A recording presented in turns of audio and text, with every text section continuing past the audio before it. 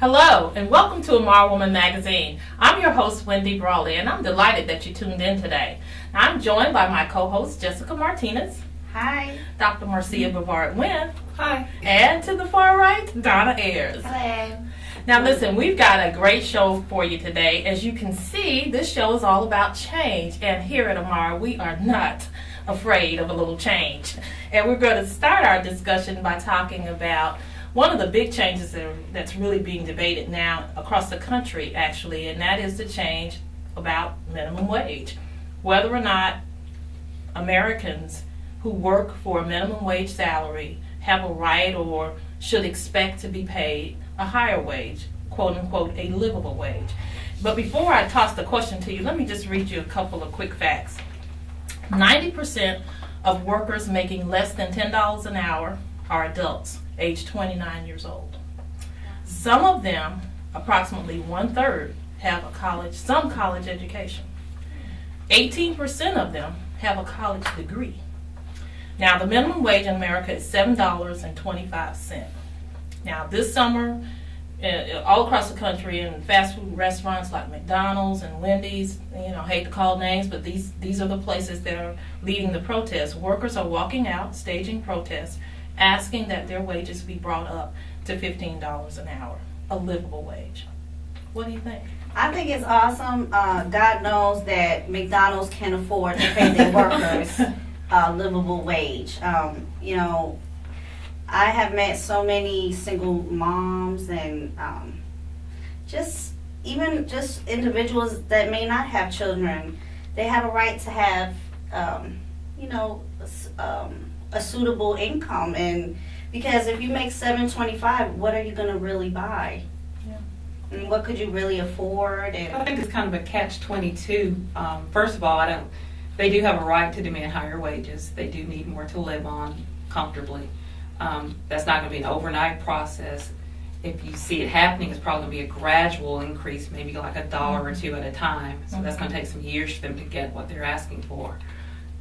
The downside is, in the meantime, while they're waiting to change that, as taxpayers, what are you going to pay now or pay later? You're going to pay on the front end or the back end, because if they can't support their living, they're going to live depend on subsidies from the government. And as taxpayers, that's going to come from our checks for the housing, for their food, for their expenses overall. So either the government, you can pay it now, the companies can pay now, or it's going to hit them in the pocket later as taxpayers. It's interesting because one of the arguments that's being made by folks in support of raising the minimum wage to a livable wage is the fact that we are all subsidizing minimum wage workers now. Because, as you say, we're subsidizing them through public housing, we're subsidizing them through Medicaid and health care, we're subsidizing their child care through programs like Head Start and other things, that ABC program that feed children who are in Head Start programs and or in regular daycare.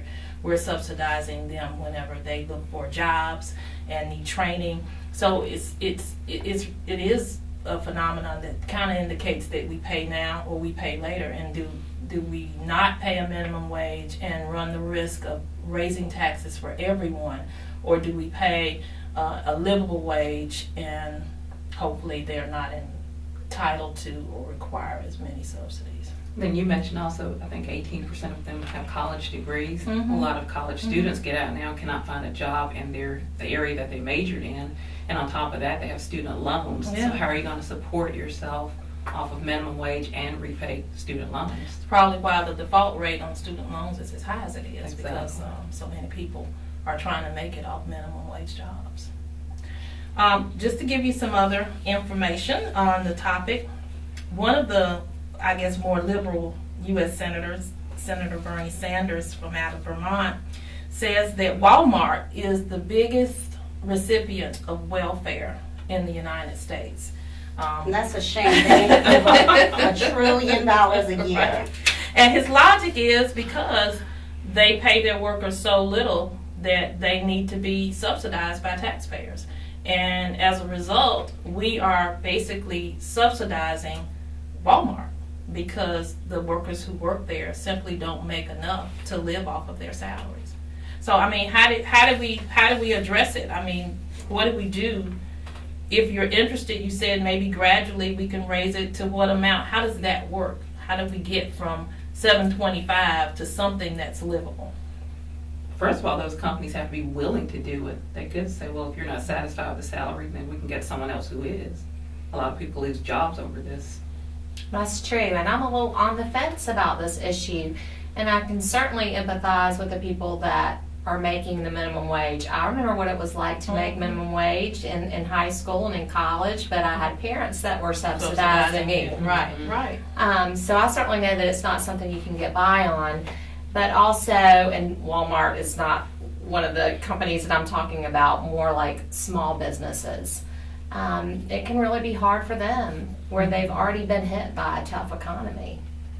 Well, the research tends to say that, and this is just what the research has shown, that in times of high unemployment, like what we are experiencing now in America, that raising the minimum wage, maybe not as aggressively as being proposed, but raising it has not resulted in more job loss. And, we are a very, very small business, micro small, and we pay people more than the minimum wage. When we have people salaried on our payroll, we pay more than the minimum wage because it's just impossible. Even our students, when we have our student interns, we pay more than minimum wage. So, and I just wanted to share a few things, because when people don't make enough money, they usually have the worst health. And they're very depressed. And I mean, in reality, I can't say that, but there's not a lot of people that say, when I get older, I want to work in a fast food restaurant, and if you do, that's great. A job is a job, but just imagine if you are a parent and you have to take care of your children and there are no other jobs but this job at McDonald's or Burger King, so you have to take it. Just imagine working really hard for $7.25 and then trying to feed your family, getting school supplies, paying bills. I mean, you just can't do it. Yeah. I mean, not without help. And some people say that creates more crime when people live in the frustration of knowing that there's just simply no way that they can keep a roof over their head. A lot of the folks who are homeless have jobs. I have seen that, They yes. have jobs, but they just have minimum wage jobs, and it's not sufficient enough for them to be able to afford housing of any kind. So they end up homeless. Yeah, there's even parents with children that sometimes they've had to live in the car, where they're homeless, they have a job, but I mean, what could you do? They can definitely afford it. 200. I mean, like, I can understand what you were billion. saying, Tana, as far as, like the small businesses, but like these big fast food chains, they're greedy and they need to pay their employees well, because studies show that employees that are paid well and treated well perform better, and that's a fact. I agree with that, but we can't, back to the catch-22 that you mentioned, when we raise the minimum wage, that's a federal law. You can't apply it to the big greedy folks Right. Yeah. without it also affecting the small mom and pops. Another part that comes into that too, from a business standpoint, with this Affordable Care Act coming into play, if they're going to be required to provide insurance for full-time employees, that's going to kick into their revenue.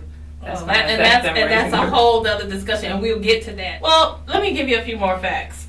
This $200 billion industry, the fast food industry, if they were to raise the minimum wage to $15 an hour, a dollar menu now would cost $1.17. A Big Mac, which averages about $3.99, would cost $4.67. Is it worth it? Who says that? That's what all of the research is saying. Well, Is it I will worth just it? go on the greed. That 99-cent law will become $2. That's the thing. If they raise the minimum wage, they're going to pass that along to consumers. Right. Which is why either you're going to pay on this end Or or on the the other. consumer end. So either as a you- taxpayer or as a consumer. So do you think, though, that being a consumer and deciding in a capitalistic society, Donna, what it is you want to buy and how much you're willing to pay for it. Isn't that better than raising taxes on everyone because the wages are so low that we all have to pay subsidies to supply them, folks who are in need with basic sustenance for food, clothing, shelter, utilities. I mean, the list goes on and on, health care. You're saying, is it better To be a consumer and be able to say, well, you know what, if it costs $1.17, well, maybe I'll buy, eat out 3 days a week instead of 5. Or maybe I'll have one cheeseburger Instead of 10. 3. I mean, I just think that when you look at it, even from these numbers, the benefit that could potentially be derived from getting these individuals, and there are millions of them, to a livable wage certainly outweigh the cost, I think, in terms of the price increases that we may encounter as consumers, over which we have total control. Taxes over which we have essentially no control. That's true.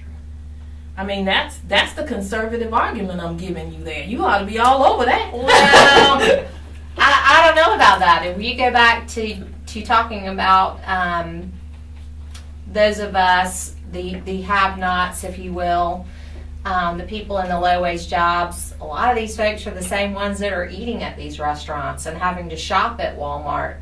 And so what happens is they're kind of getting saddled with the price increase too. That's true. And I doubt that. Do you really believe I really believe that. Right, I mean, it's a right. lot of low-income folks that shop at Walmart and some of these fast food places. Well, that's all they it can affects, right? it affects everybody. They can't afford to go in and buy fresh fruit because fresh fruit costs more than buying candy, Cheetos, or other junk food that Or the might- 99 or cent that double might- cheeseburger. that might Yeah. be non-nutritious. So in the long run, this might actually help them because it will give them the ability to shop smartly, to make nutritious choices, because they would have the income to sustain going to the grocery store and actually buying the fresh fruit versus buying the Twinkies, which are much cheaper. And I think that the real question that we have to really think about is, do we think in America, the richest country in the world, that we ought to have people working 2 and 3 jobs and still be extremely poor? It's not a question, they have a poor work ethic. A lot of poor people are working 2 and 3 jobs, but they're still poor because even when you add $7.25 and $7.25, Yeah. and it just doesn't add up to a livable wage. So that's the food for thought, ladies. Food for thought. Food for thought. Well, when we come back, we're going to talk about changes coming to your health care with the Affordable Care Act. So stay tuned. We'll be right back. Fashion, food, fellowship, fun. It's time for the 12th Annual Health Ministry Empowerment Tour, a day of inspiration and information designed especially for you. Treat yourselves to a little me time and join us on Saturday, October 5th in Conway or Saturday, October 26th in Columbia. The event is free, but you must register at IMARAwoman.com to attend. Zumba, free health screenings, door prizes, plus a healthy lunch and snack, all free. Space is limited, so register today at IMARAwoman.com. All in together now, we can make it better now. Come on. Moving a little and eating better every day can help make you and your child healthier. Search We Can to find out more. Welcome back.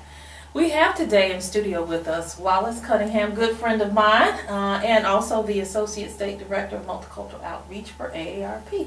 Hi, Wallis. How are you? I'm doing great, Wendy. How are you doing? I'm doing good, doing real good. Thank you for being here with us today to shed some light on this new Affordable Care Act law in the nation and how it will apply to us folk here in South Carolina. Well, it's always my pleasure to be here with you. And since I was here with you last, you moved up with AARP. Oh. You are now the Southeast Regional Volunteer Director. How about that? Yeah, and I like it too. It really has been a good experience to actually go beyond just South Carolina and see what's happening in the other southeastern portions of the country. And we certainly appreciate you representing the Southeast and representing us here in South Carolina. Oh, thank you, Walls. You're so good for my self-esteem.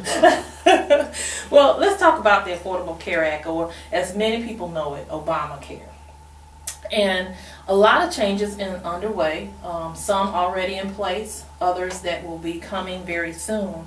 So let's just kind of go through a few of the things that I think are going to be most relevant to most people who are looking at how does the Affordable Care Act or Obamacare impact me? What is it doing for me and my family or my business? And a couple of things that I want to kind of address today. One of them is some of the benefits of Obamacare. You know, there is talk about there not being restrictions on pre-existing conditions. Is that the case? Yes. Beginning in 2014, folk with pre-existing conditions can no longer be denied coverage when they apply for insurance. So that is certainly wonderful for folk here in South Carolina. You know, given our health history and health disparities with high blood pressure, diabetes, stroke. So yes, in 2014, people with pre-existing conditions can no longer be denied.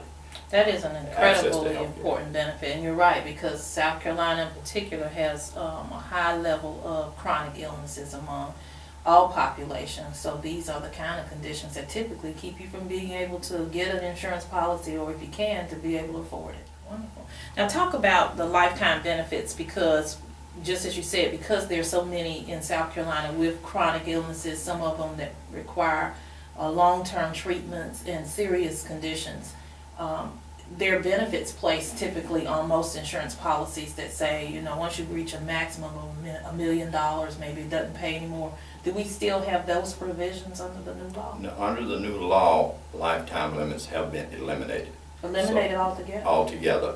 And in 2014, there will no longer be annual limits to coverage.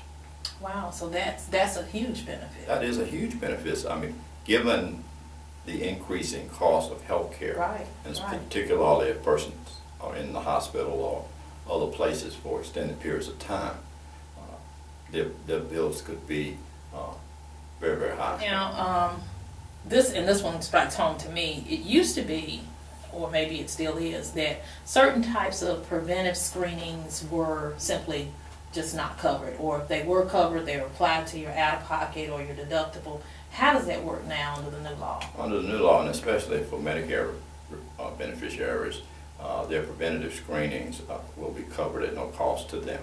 At no cost? Yes. And also they will have a free annual wellness visit where they can go in and sit down with the doctor and they can look at all of their medications and the various treatments and make an assessment with regard to how they go forward. Now, what happens if you're uninsured and you're a small business, or you're just uninsured? With this new law, what do you do? Are there remedies for you? How do you go about trying to find some coverage? Okay, well, beginning October 1st, the new law will put in place what is called the health insurance marketplace. Okay. And persons can go there, small businesses as well, to look for coverage for themselves, for their families, and their employers or employees. So this health insurance marketplace, is that the same as what the health exchange? I've heard people talk about the health exchange. You know, there's supposed to be this big opportunity created by massive numbers of insurance companies uniting so that you can buy insurance on the market. Are those synonymous? Initially, it was called a health exchange, but now it's the health insurance marketplace. Okay, so they are one and the same. They are one and the same. Now, there's been so much talk while it's about South Carolina opting out of certain provisions. Will this health marketplace be available in South Carolina? Yes, it will be available in South Carolina. People will have the opportunity to go to the health insurance marketplace and look for health insurance coverage. Oh, okay. So we did not opt out of that. Well, we opted out. The federal government, along with a group of nonprofits, are in the process of setting this health insurance place exchange up in South Carolina. That's great news. So, and they can start looking to get information on that or signing up for that as early as when? October the 1st of this year. Of this year. Okay, very good. Now, this one is near and dear to my heart. And this is, there's so many baby boomers, my age, 50 plus, with kids in college or kids just out of college who are looking for jobs. Some of them are home, some of them aren't. And I understand there is coverage now for adult children under parents' policy? Yes, adult children up until the age of 26 can stay on their parents' policy, whether they live in the home or not. Whether they're at home or not? Yes. Can you give us some information on how they can find out more about the health marketplace and also about general questions on the Affordable Care Act or Obamacare? Okay, well, they can go to aarp.org/healthcare guide and find out information on the healthcare law. Okay. And then for the health insurance marketplace, they can call 1-800-318-2596 and get information now about the health insurance marketplace. And now's a good time. If it starts October 1st with enrollment, now is the time to really start making those inquiries. Yes, they can start now and begin to plan so that on October 1st they'll be ready to apply for coverage. Well, Wallis, as usual, you have a lot of good information, and this is really important though, because we've heard so much about it in the news, and it's just important that we understand how it's going to affect us. So thank you so much, Wallis, for being here today. It's always a pleasure to be here with you, Wendy. Well, stay with us. We'll be right back. We all have something neatly tucked away in the back of our mind. A secret hope. That thing we've always wanted to do. It's not about having dreams. It's about reaching them. An ally for real possibilities. AARP. Find tools and direction at aarp.org/possibilities. Welcome back. I am so excited about this next segment with style guru Ebony Loony, and she is the owner of Make Me Over Eb. Hey. What's up? What's up? My hair is what's up. I like it. I like the natural look. Yeah. And mine is what's down and flat. Okay. Don, I'm waiting on your afro now, girl. What's going It'll on? do that. It'll just keep getting flatter. I'm a little self-conscious about my flat hair today, but we're being natural, more natural. Right. Okay. Well, Ebony, thank you so much for coming and talking to us a little bit about style. Yeah.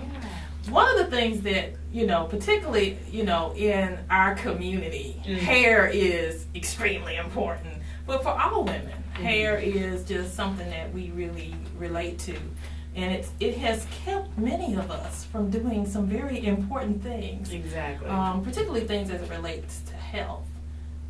And so we wanted to just have you in and let you talk to us about how we can be stylish, healthy, how we can change our styles. So, and just give us some tips. Well, the whole idea of especially with African American women not doing things because of our hair. I didn't want to go swimming, or would not. Go down the street when the wind was blowing, because I would, blow out the style that I had just gotten. And so those kind of things, think about it, that sounds silly, right? Why would you not get in the water because of your hair? That doesn't It doesn't sound silly. It's a little bit hard for me to relate. Well, okay. But, okay. But you understand? So, if you, as a black woman who's getting a relaxer, right? And then you got your hair, straightened and pressed and relaxed and all of that stuff. And then you go get into chlorine, which is chemical, pool. It just ruins your hairstyle. So, or if you are a Caucasian woman or the woman with finer hair and you get the perm, which curls the hair, it's kind of the same thing. You just go and get in the water. It's like, it's funny. Those are some of the things that, we do to hold, I would say hold us back. Because here's the thing, I love swimming. Really? I do. Didn't used to do it because of you? Well, I didn't do it as much, or I wouldn't do it as much. But now I think because I've decided to go natural, chlorine is an issue, but now I know how to better take care of my hair. I wash it out. I, condition it better, and so forth. So a lot of people are going natural, though. I've seen that trend.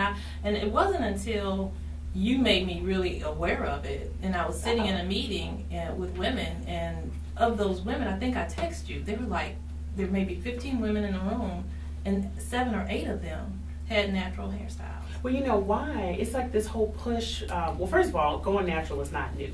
No, Okay, no. I'm 34, but I remember when I was 18.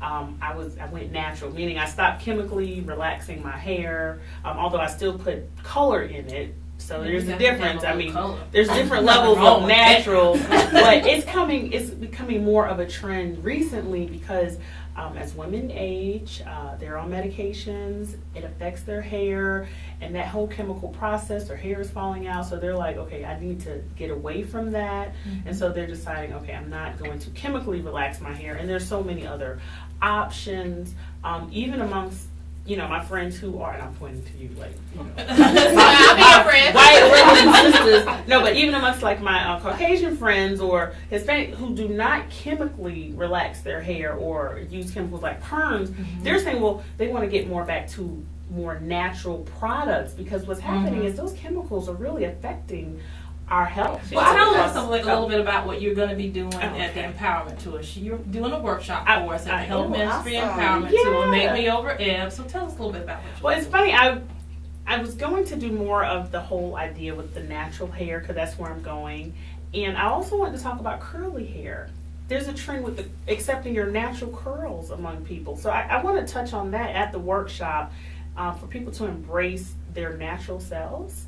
And that's sometimes part of the change, like going back. You know what I mean? Kind of stepping back instead of always. I mean, nothing wrong with weaves. I wear wigs and I think we have a picture. I had some weave in my hair. But those are some of the things that I want to. I mean, a lot of white girls got some weaves. We always call it extensions. Right. I don't have it in, but I have thought about it. Everybody wears, especially in the entertainment industry. Everyone. We'll talk more of like the hair makeovers, but of course we'll include a little makeup because that's part. Yeah. Well, Ebony, thank you so much for coming today, and we are looking forward to Make Me Over Ebb on the Health Ministry Empowerment. I'm excited about Me this too. tour. I'm I'm excited. Well, listen, that completes our show today. We hope that you've enjoyed it and that you learned something that both inspires and empowers you. Now remember, we'll be traveling to Conway on October the 5th and to Columbia on October the 26th for the Health Ministry Empowerment Tour, and you will get to see Ebony and all of us hopefully at that event. So please go online to IMARAwoman.com and register. And you can learn more about any of the things that we've covered on today's show in IMARAwoman.com. And you can also read IMARA Woman magazine online in our e-magazine. Don't forget to like IMARA Woman Magazine on Facebook. And follow Amara Woman Magazine on Twitter. Well, until the next time, ladies and gentlemen, peace.